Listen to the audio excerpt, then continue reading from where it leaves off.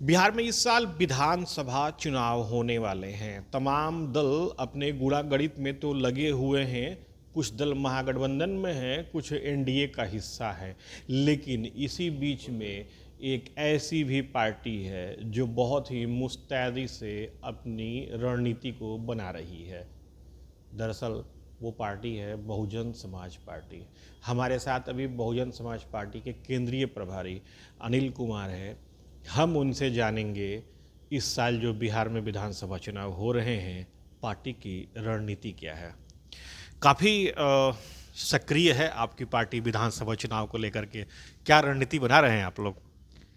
देखिए, बहुजन समाज पार्टी पहले से भी सक्रिय रही है, लेकिन अभी जब चुनाव आए हैं, चुनाव का समय आया है, तो निश्चित रूप से ज़्यादा परिश्रम करने की ज़रूरत है। और हम सभी लोग बहुजन समाज पार्टी के जो सिपाही हैं, कार्यकर्ता हैं, वो अपने अपनी जगह पर मेहनत कर रहे हैं कि ये जो बिहार के अंदर जो शासन वर्ग जो रहा, जो लगभग 20 सालों से बिहार पर शासन कर रहा है, कहीं ना कहीं इतनी कमज़ोर शासन हो गया है कि आए दिन शोषित दलित वंचितों पर बिहार के अंदर अत्याचार हो रहे हैं, जुल्म हो रहे हैं। और ये सरकार केवल और केवल अपराधियों को बचाने के काम में लगी हुई है। और जिनकी हत्याएं हो रही हैं, जिनके घर में बलात्कार हो रहे हैं, जो मारा जा रहा है, पीटा जा रहा है, उसे कहीं न्याय दिलाने का काम नहीं करती। तो बहुजन समाज पार्टी एक सबसे बड़ा मुहिम में है कि हम उनको न्याय दिलाने के लिए प्रयासरत हैं, न्याय दिलाने के लिए लड़ाई लड़ रहे हैं कि हमारे बिहार के अंदर जो शोषित दलित वंचित वर्ग पर जो अत्याचार जुल्म हो रहा है सरकार के द्वारा, सरकार के गुंडों के द्वारा, हम उन्हें न्याय दिलाने की लड़ाई लड़ रहे हैं। बहुजन समाज पार्टी, नाम बहुजन है, काम सर्वजन के लिए होगा या मुख्य फोकस बहुजन पे रहेगा? देखिए, काम तो निश्चित रूप से सर्वजन के लिए ही होगा, लेकिन काम सर्वजन के लिए होगा, लेकिन जब हम बहुजन समाज की, जिस बहुजन समाज की परिकल्पना माननीय काशीराम साहब ने की, उस समाज को जो उसका हक है, अधिकार है, जो नहीं मिल पाया है, उसको हम उसके दरवाजे तक पहुंचाना चाहते हैं। जिस तरह से बिहार के अंदर नीतीश कुमार जी या डबल इंजन की सरकार कह लीजिए, जो शोषित दलित वंचित वर्ग है उसको 3 डेसिमल जमीन कहा इन्होंने देने के लिए, झूठा वादा किया इन्होंने। आज 20 सालों के बाद भी वो वर्ग अपने आप को वहीं महसूस करता है, नहीं उन्हें 3 डेसिमल ज़मीन मिला।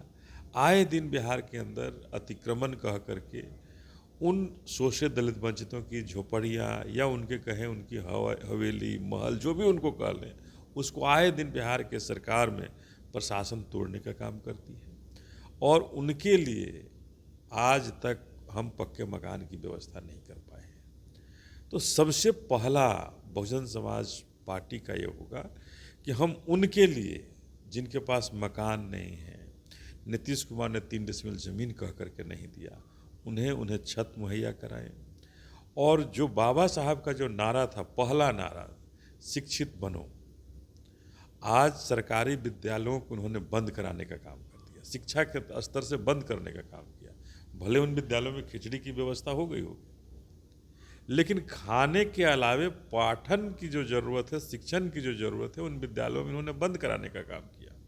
तो हमारे बहुजन समाज पार्टी का एक बड़ा काम होगा, तो वो तो सर्वजन के लिए होगा। जो भी गरीब हैं उन सबों के लिए हम शिक्षा को फ्री, जिस तरह से उत्तर प्रदेश में बहन जी ने किया था, उस तरह से बिहार के अंदर भी शिक्षा की कड़ी को मजबूत करना चाहते हैं।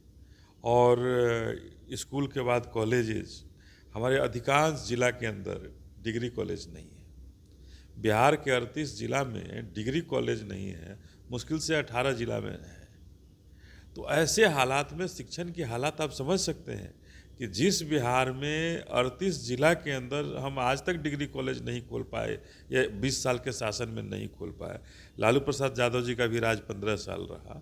तो इंडिया और एनडीए दोनों ने ही बिहार पर राज किया है। और इस 35 साल के शासनकाल में, उसके पहले तो कांग्रेस का शासनकाल रहा ही, लेकिन इस 35 साल के शासन में हम शिक्षण का स्तर, शिक्षा का स्तर इतना बदतर हुआ कि भारत में कहीं भी ऐसी स्थिति नहीं है। हम इसको बनाना चाहते हैं और इस सर्वजन के लिए होगा। पिछली बार आपने चुनाव लड़ा था तो आप गठबंधन में थे, हाँ, इस बार गठबंधन या अकेले? देखिए, हम गठबंधन, जो हमारी जो गठबंधन है, बहुजन समाज को ध्यान में रख करके ही हो सकता है। जो व्यक्ति, जो पार्टियां बहुजन समाज के कल्याण की बात कर सकती हैं, बाबा साहब के सपनों को पूरा करने के लिए चल सकता है, बहन जी ने साफ शब्दों में कहा है, गठबंधन उसी से हो सकता है। हमारी उनसे गठबंधन कभी नहीं हो सकता है जो केवल नारों में साथ देते हैं। बाबा साहब पर जरूर सारे लोग फूल चढ़ाते हैं, बाबा साहब की मूर्तियों पर, लेकिन उनके अनुयायियों को दबाने का काम करते हैं। उनके साथ कभी गठबंधन नहीं होगा। तो अगर वैसे लोग आएंगे तो उनके साथ गठबंधन हो सकता है, नहीं तो हम अकेले भी चल सकते हैं। नहीं, लाइक माइंडेड पार्टियों की आप बात कर रहे हैं, तो लाइक माइंडेड पार्टियां हैं वो, मतलब आप अभी मतलब इस चीज़ के लिए मुतमईन है कि एक लाइक माइंडेड पार्टियां आती हैं तो आप गठबंधन कर सकते हैं? निश्चित रूप से है कि अगर उस तरह की कोई पार्टियों का ये आएगा, हम लोग विचार करेंगे और बहन जी का जो निर्देश होगा वो फाइनल होगा, लेकिन विचार होगा। उन्होंने भी कहा कि हम उन पर विचार कर सकते हैं, आगे चल सकते हैं उनके साथ। और अगर बीजेपी या एनडीए आपको अगर आपसे संपर्क करना चाहे तो? नहीं, चूंकि ये लोग कभी भी बाबा साहब के सपनों को पूरा नहीं करने वाले लोग हैं, ये कभी भी शोषित दलित वंचितों का कल्याण सही मामले में नहीं चाहते हैं। तो जो लोग नहीं चाहते हैं हमारे शोषित दलित वंचित समाज का कल्याण, उनके साथ गठबंधन, बहन जी ने साफ शब्दों में कहा है कि उनके साथ गठबंधन नहीं हो सकता है। आपकी पार्टी के साथ बिहार में एक बहुत बड़ी विडंबना है। आपकी पार्टी प्रेजेंटेशन देती है, एक दो दो तीन विधायक भी आपके जीत के आते हैं, लेकिन वो पाला बदल लेते हैं। ऐसा क्या कारण है कि पार्टी बांध के नहीं रख पाती है? देखिए, पीछे के समय में आप जब जाएंगे, 2005 में भी हमारे 5 विधायक जीते थे, किसी ने पाला नहीं बदला था। 2010 तक सभी थे। 1 और 2 उसके बाद जो जीतने लगे हैं, जब 2005 में 5 जीते थे, पांचों के पांचों पूरे 5 साल पार्टी के अंदर उन्होंने रहा। उसके बाद के समय में पार्टी में निश्चित रूप से कुछ, जैसे पिछले चुनाव में हमारे एक विधायक जीते चैनपुर से, और उन्होंने पार्टी के साथ ही नहीं, वहाँ के मतदाताओं के साथ भी गद्दारी की और तुरंत मंत्री बन गए। दूसरे लोगों ने बुलाया, मंत्री बन गए। तो जो विधायक होते हैं, उन्हें लगता है कि हमें कोई मंत्री बना रहा है, तुरंत चले जाते हैं। लोभ लालच जो है, जो न कराए, तो निश्चित रूप से वो चले गए। लेकिन अभी के समय में बहुजन समाज पार्टी इतनी जरूर मजबूत हुई है कि हमारे अगर कोई भी विधायक जीतेंगे, मैं दावे के साथ, भरोसा के साथ कहना चाहता हूँ कि एक भी विधायक इधर उधर नहीं जाएंगे और अपने बहुजन समाज के कल्याण के लिए बहुजन समाज पार्टी में रहकर काम करेंगे। कितनी सीटों पर चुनाव लड़ने की तैयारी है आपकी, अगर आप अकेले लड़ते हैं तो? देखिए, हम और अगर आप किसी गठबंधन का हिस्सा बनते हैं, तब कितनी सीटों की दावेदारी करेंगे?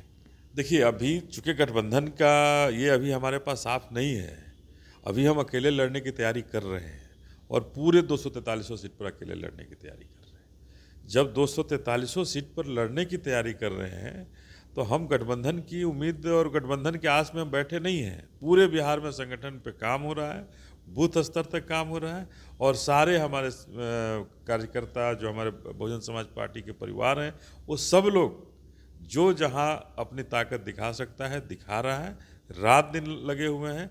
और मुझे लगता है कि गठबंधन हो न हो, मैं उसका इंतज़ार, पार्टी के कोई पदाधिकारी उसका इंतज़ार नहीं कर रहे, लेकिन बहुजन समाज पार्टी निश्चित रूप से अच्छी उपस्थिति बिहार के अंदर दर्ज कराएगी और सरकार में जरूर बनाने की तरफ अपना कदम बढ़ाएगी। राज्य में कई सारे दलित नेता हैं जो दलितों को अपने आप को हिमायती कहते हैं, जैसे चिराग पासवान हैं, रामविलास पासवान तो खैर दिवंगत हो गए, चिराग पासवान हैं, जीतन राम मांझी हैं।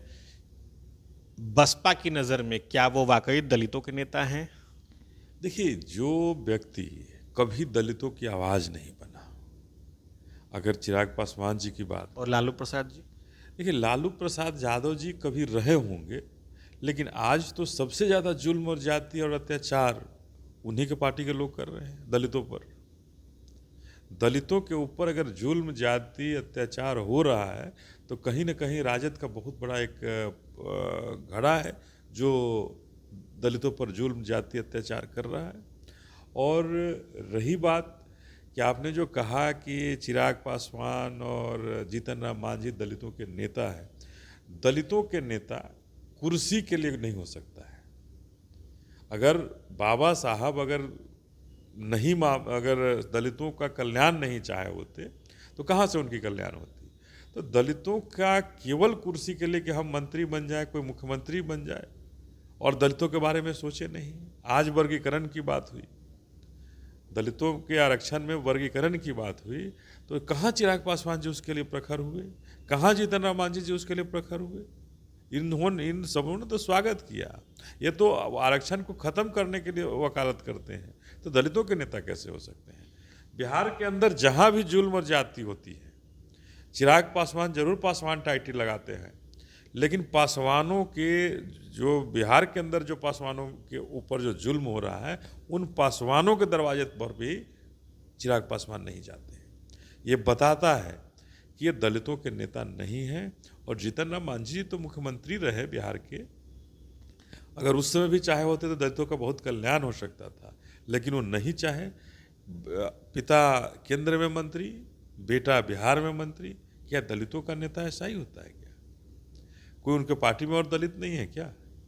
किसी के लिए दरवाज़ा उन्होंने नहीं खोला। तो ये बताता है कि परिवारवाद वाले लोग हैं। ये परिवार सुख चाहते हैं, परिवारों का धन संपत्ति चाहते हैं परिवार के अंदर, और बाकी समाज से इन्हें कहीं कोई पीड़ा नहीं है। तो जैसे यादव ने कहा कि वो माई बहन योजना लाएंगे, 2,500 रुपये की बात कही। महागठबंधन के एक दूसरा घटक दल कांग्रेस ने कहा कि हमारी सरकार बनेगी तो हम भी माई बहन योजना लेके आएंगे। दल दोनों अलग अलग हैं, गठबंधन एक है। क्या आपकी पार्टी भी कुछ इस तरह की स्कीम लेके आएगी चुनाव में? देखिए, हमारी पार्टी कहती नहीं है कि हम क्या लाएंगे। जिस तरह से उत्तर प्रदेश में बहन जी का जब शासन हुआ तो लाखों परिवार को उन्होंने 1 एकड़ से लेकर के 3-3 एकड़ जमीन का पट्टा किसानों भूमिहीनों को देने का काम किया। करीब 5.5 लाख ऐसे परिवारों को पूरे उत्तर प्रदेश में ज़मीन देने का काम किया। और बिहार के अंदर 3 डेसिमल ज़मीन कह करके नीतीश कुमार ने नहीं दिया। निश्चित रूप से जो सरकारी ज़मीनें हैं बिहार के अंदर, उन सरकारी ज़मीनों को भूमिहीनों के अंदर बांटने का काम होगा। और माई बहन योजना से निश्चित रूप से कल्याण नहीं होने वाला है बिहार का। हम ऐसी योजनाओं की बात करते हैं कि जब रसोईया दीदी है, उसको इसी बिहार में 1400 रुपया महीना मिलता है 10 महीना के लिए, मात्र 1400 रुपये। नीतीश कुमार की सारी योजनाओं में जीविका दीदी हो चाहे ये हो, इनको कोई वेतन सरकार नहीं देती है। हम अगर काम लेते हैं तो न्यूनतम मजदूरी तय होनी चाहिए, और न्यूनतम मजदूरी हर किसी का अधिकार है। तो फिर क्यों नहीं उन्हें दे पा रही?